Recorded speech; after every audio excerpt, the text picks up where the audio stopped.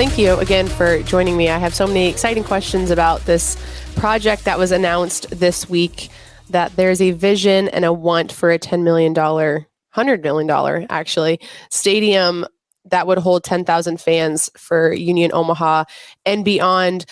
Why is this expansion so important to you in this club and just the city? Well, first off, Avery, thanks for having me this morning. Nice to meet you. And, sports is, as an entity, brings people together.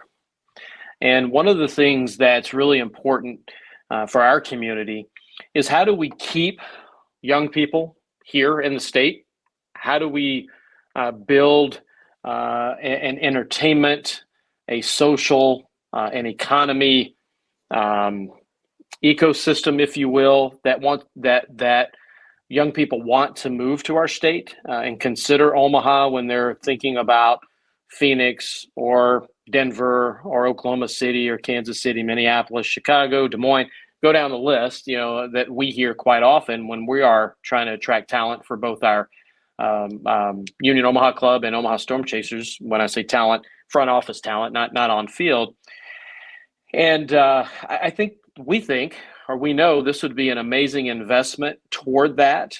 $100 million is a large project, but that's just the facility. That wouldn't be the larger development that we would be talking about. So, we think it's an investment not only in soccer. From a men's perspective, Union Omaha, we would also add a women's program through the United Soccer League, and then we would start a youth academy, which would help keep talent here. Ozzy Cisneros is probably one of the more famous recent ones, that he, at 12 years old, he went to Kansas City to train, and now he's on the first team of Sporting KC. Well, there's no reason we can't have a program to where Ozzy would not have had to make that move, and we could have developed him, and his family could have been together and stayed here.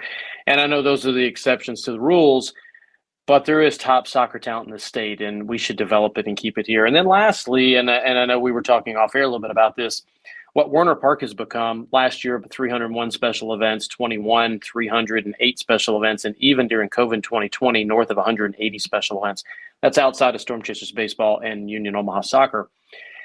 We know from a community perspective that eastern and the north eastern part of the metro area doesn't have an outside venue, doesn't have a venue the size of 5,000 to 10,000, where it's really feasible for nonprofits and organizations and companies, for that matter, to do special events, to do walks, to do beer tastings, wine tastings, community rallies, health fairs. If this would have been a reality during COVID, we could have been a vaccination spot. We could be a polling center. There's so many things that the facility could be used for. And I don't know. If you can't tell, we're really excited about it, and there's a lot of work left to be done. I would say we're not close, but we are close on a number of the key items that we have to do to make sure that we line them up, and then the dominoes will fall the right way. Right. And I have lots of questions about basically everything you just touched on. But in terms of the location, in the article that Omaha World Herald released this week, there's not a location necessarily yet, but something in Midtown to North Downtown you guys had mentioned. Why those locations, and why do you think those locations will cultivate the culture you want to see in the city and also this club? We hired Convention Sports Leisure, CSL. They're a leader in the entertainment and sports space regarding feasibility studies and what size should a community build a facility to be, whether it's indoor or outdoor, and then sport by sport. And they told us back in 21, when we hired them in spring, and then the report wrapped in the fall, they told us that this community could hold a facility up to 10,000 capacity. We haven't zeroed in on the fixed seat number. Everybody wants to know that. It could be 5,500, it could be 6,500, 7,500. So you're talking about a facility roughly the size of Werner Park, but configured specifically for soccer with the sight lines and design. Also, it would probably be designed more horseshoe-like, to where one end of it would be much easier to put a large concert stage for festivals and national touring acts and events of the like. So the design is to come, but what the CSL report did tell us was we needed to be looking over 3 counties, Potawatomi, Douglas, Sarpy. And then specifically, it really drilled down when you look at long term, you look at 15 to 35-year-olds, you look at future growth, you look at the demo of a soccer fan, multicultural, younger generations, that north of Q and then east of 72nd was really the section, if you will, geographic section of the metro area where we needed to be looking. So when you ask the question, why Midtown to downtown or the northern downtown area, that's why. And we looked at 20, as of 2 days ago now, another location we looked at. We've looked at 27, considered 27 locations, and we have that boiled down to a small handful. And the northern part of the area is really where we're zeroed in on, but nothing is final, nothing is imminent, and it is still a little bit fluid. Right. Well, also in terms of this project being started, you said that was June of 2021. What originally sparked this idea, and what's kind of finally set it into motion? I'm going to go back a number of years. Gary Green and his ownership group came in 2012 and bought the Omaha Storm Chasers. I came to town in fall of 2006. Obviously, Warner Park opened in 2011. One of my jobs I was tasked with was finding a location for AAA baseball that wasn't the Omaha Metro. That was back in 2008. And I'm being sarcastic when I say I screwed up, and we kept AAA baseball, professional baseball in the Metro, and Warner Park became our home. So when Gary bought the club in 12, baseball club, and then in 14, 15, we actually were approached by the NBA. The NBA was told that we are the professional sports operators in town, so they approached us, and we were looking at both Ralston Arena as well as the soon-to-be opened Baxter Arena about the possibility of us having a G League team there. As my dog gets in the screen, sorry about that. Having G League team there, and we went through that process, Avery, and during that process, and during our doing our fiduciary work, the NBA changed course, and they wanted their NBA ownership to own their, in essence, minor league NBA clubs. And that just wasn't something that was of interest to us. If we're going to operate it in this market, we don't need XYZ NBA team telling us what community events we can and can't participate in, and how we can sell tickets and price tickets. We need to operate the way we know the market to be.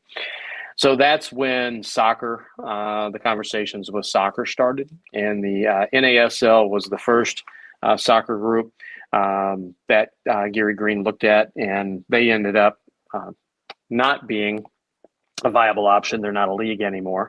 And then the USL came to play. And that was a USL conversation, started in 17, 18, and then we announced that in May of 19. And I tell that long story because it is soccer now, but, we've really done a lot of due diligence along the way to see, what would be the right pro sport to add to the Omaha Storm Chasers in the marketplace. And it's been a long road. We didn't know, nor did anyone else in May of 19 that in 2020 COVID would be coming. So it's been quite a challenging journey, if you will, from an economics perspective and just dollars and cents. Having reduced capacity, you don't get back your first year of opening a movie theater, or in our case, opening a new soccer franchise. So that has been quite daunting, and we're still playing catch up on that end. But the one thing that was always constant, we knew that long term, and we didn't know if it was 3 years, 5 years, 10 years, but we knew at some point in time that we would be. Come on, Tilly, stop. We knew at some point in time we would be focused on a soccer-specific facility, because it was always more than just Union Omaha. It was also the other three pillars. And because we're date restricted at Warner Park, meaning we can't even fill out an entire 2023 Union Omaha schedule. Our first two games of our 16 are going to be played at UNO, and UNO's great partners, and they're welcoming, but we need to be in our home venue, and due to scheduling conflicts, March 26th and April 15th to start the season will actually be off-site. So you can imagine trying to even think about women's game dates, youth academy, other soccer special events. We're just limited by, and that's because of the great work on the Omaha Storm Chasers special event side of things.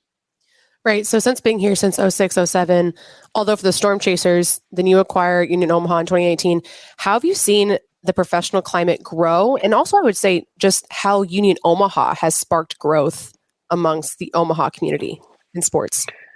Yeah, it's a good question. I think baseball's has had its place here. Rosenblatt, for example, was built for pro baseball, and had pro baseball not wanted to come to the metro area at that time, the Omaha Cardinals, we would have never attracted the College World Series. So it's kind of chicken and egg there, and so we take our place as AAA baseball or professional baseball very serious. The first professional baseball team dates back to the 1800s, and we even had a Negro Leagues team from 1947 to 1952, the Omaha Rockets, which this July we're actually going to honor and have a Negro Leagues tribute night and honor the Rockets during the middle of the season. And we can talk about that later. But so it has a storied history, but it's primarily been baseball. And from a soccer perspective, I've been doing baseball since '96, pro baseball since '99.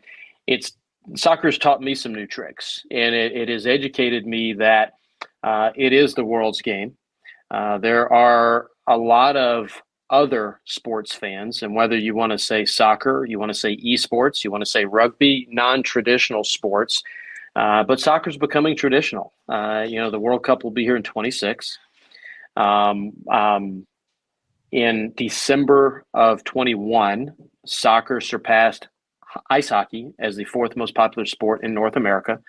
And it is the fastest growing sport in America right now. And in Nebraska, about 3 years ago, the youth that are playing soccer surpassed baseball. It's the largest number of youth participation in the state of Nebraska. So I throw out all those metrics. It goes hand in hand with what we're trying to do and what we're doing now and what we're trying to do in the future. Right. And acquiring the team in 2019, USL 1 starts in 2017. You guys see success very rapidly in 2020, finalists, and then champions last season. Why do you think Omaha is a place that fosters that success? And why is Omaha a place that needs more of a professional climate that we don't have right now? Well, and maybe I didn't fully answer your question before. Omaha and Nebraska, I'll say Nebraska as a whole, is definitely an amateur sports state. It is. Right. There is a place for professional sports, but most professional sports have come and gone. But the sports that have come and gone have primarily been in leagues that were in their infancy. They were 1 year old, they were 2 years old, 3 years old. And, I've had a number of conversations about the American football that's been here. The USL's been around since the early to mid 90s. So this isn't a fly by night league. It's been around a while. They have the championship level, which is the level above us. League One, which you mentioned, we're in. League Two has been around as long or longer than any of them. That is basically college summer soccer. And then they added the W League. This year, just last year in 22, they kicked off the W League, which is an amateur women's league, and then they'll be starting the Super League, which will be a Division I women's pro league, and that will start in 24. So a lot of exciting things going on, and I say all that because we're very confident in the USL from a league perspective, because it almost doesn't matter how successful you can be in Omaha. The Nighthawks proved that. If you go back to 2010, 2011, the league had 4 teams, 6 teams, and was a startup that was brand new. So no matter how successful the Nighthawks were going to be, it didn't matter if they didn't have league mates to be playing. And that's the opposite with soccer. We're the new kids on the block. The league has been around quite a while. Right. Something you said in the article earlier this week obviously caught my attention because I'm a Kansas City kid, grew up in the youth soccer academy system, ECNL, the whole ranks. And I did see a lot of Omaha kids come down to Kansas City for weekly practices or to be a part of Kansas City leagues on the weekend to play 1 or 2 games. You say, a youth facility and a youth program is so important to keep Nebraska talent here. What are the goals for that youth program as a new stadium hopefully arrives here in Omaha soon? Well, it would be just that. I mean, there's not too much beyond, we want to provide elite training for youth and to keep them here. And what that looks like from a young men or young women's perspective and what age we start that at, it's a little premature. We've had some initial conversations with our just recently announced head coach, Dominic Casciato. But I would say we're probably at least a year, if not a year and a half away from jumping a little further into that. Some of that has to do with the new facility, but also a lot of that has to do right now is we don't have an existing facility other than working with any of our partners where our team, the Union Omaha Club, does train. So it's a little premature for that, but I would say definitely we want it at least from that middle school, high school level. That way we can participate in some of the USL Youth Academy tournaments and obviously train those top players. And then as an Omaha women's soccer alum, I'm also very excited to see that there's a women's goal, obviously, and the aspects of the expansion, including not just the men's side, but a women's team. Is this something that is in the works, or is it just a hopeful expectation when the stadium comes around? No, we've looked at the numbers. We're looking at both leagues. The W League has 1 year of history. The Super League has no years of history because they haven't started. But we're looking at schedules and calendars, how that would fall into the facility usage as well as the climate here in the Metro. The Super League is a fall spring league, taking a break in the winter, and the W League is a late spring, early summer league. And with soccer being UNO, Creighton, Nebraska, all three programs have women's programs as well as some of the other smaller level universities and colleges in the state. And the W League is appealing. When I just told you a few minutes ago, this is an amateur-driven state, but at the same time, Division I soccer on the Super League, is that something we're considering? Because that would in essence be major league professional at that level, which would be the same level as the NWSL. We would not be doing ourselves a service or the community service if we didn't, do our due diligence on that. And so we're looking, Avery, at both tracks. They both have pros, they both have cons, and so we'll continue to do that as we build out our project.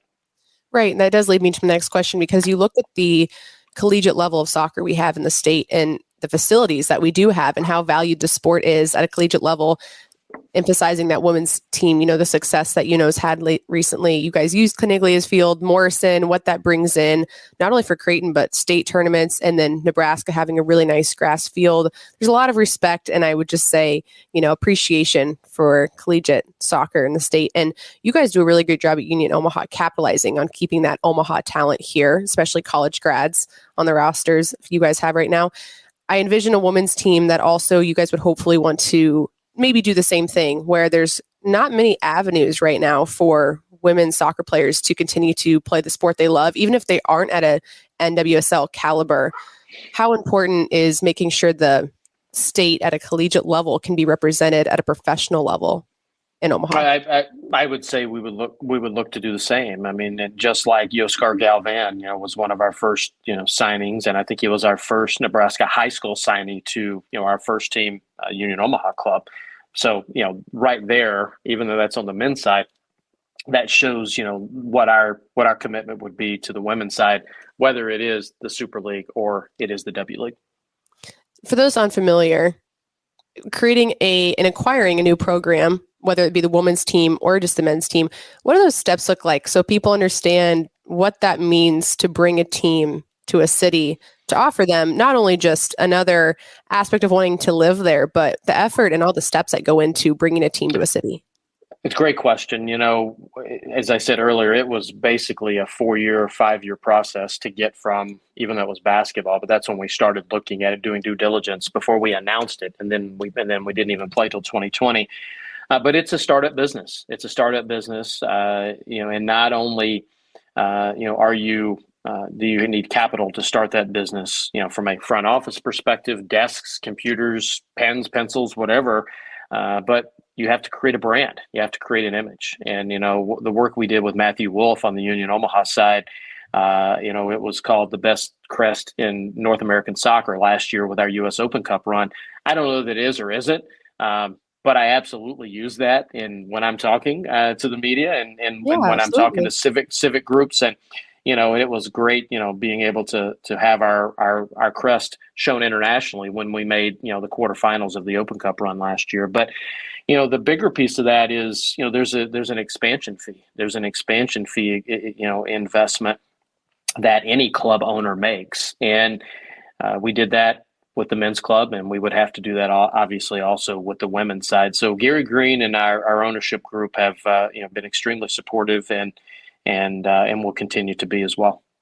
Well, the last thing I have for you here is just, this is a project that needs local and statewide support. And if you could give a message to, the citizens of Omaha or maybe just Nebraska, why this project would be so good for the city, the professional climate, and how important this project in the stadium will be for youth sports and just what the city provides for, like you said, the next generation of kids trying to stay in Omaha and not moving to bigger cities. Yeah, first off, it's not a Union Omaha stadium. Union Omaha would be the lead tenant, but it will be a community facility, much like Warner Park has become a community facility, and it's an investment. This isn't LB 621 is a grant request from the Department of Economic Development. It's not new tax dollars. There are already dollars that are in the state financials. We're not asking for new ones. We're asking for ones that are existing, and it's a grant. So we would have to raise a percentage of whatever we would get. And then the other bill that is yet, I haven't testified yet on, a 622, that legislative measure would simply add us to the stadium and arena financing that was first enacted to be able to build CHI Health Arena. And I think if everybody would go back to 2003 when the arena opened, and you think of all the concerts, you think of all the events, you think how the height of Creighton basketball, you think of everything that's happened there, and then obviously Schwab Field. If you envision that and envision different type events, more local, more regional, more community based, that kind of gives you an idea from a business model perspective.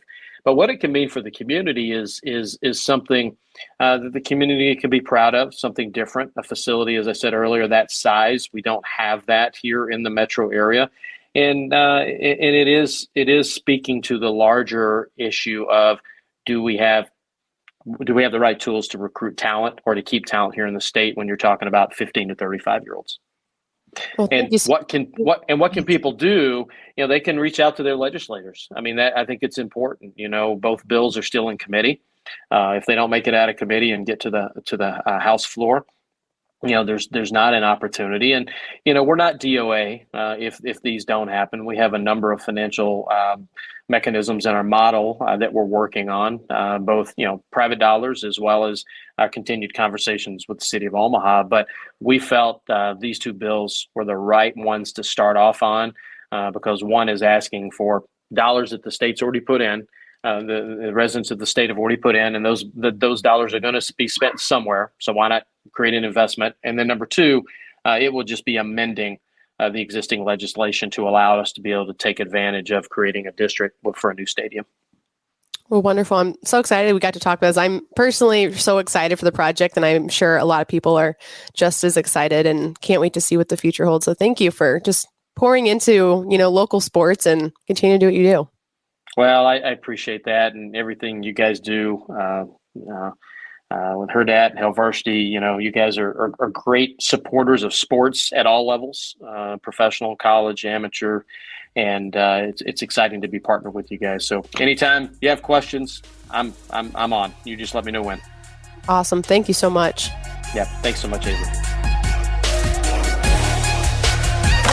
A Hurrdat Sports Network production.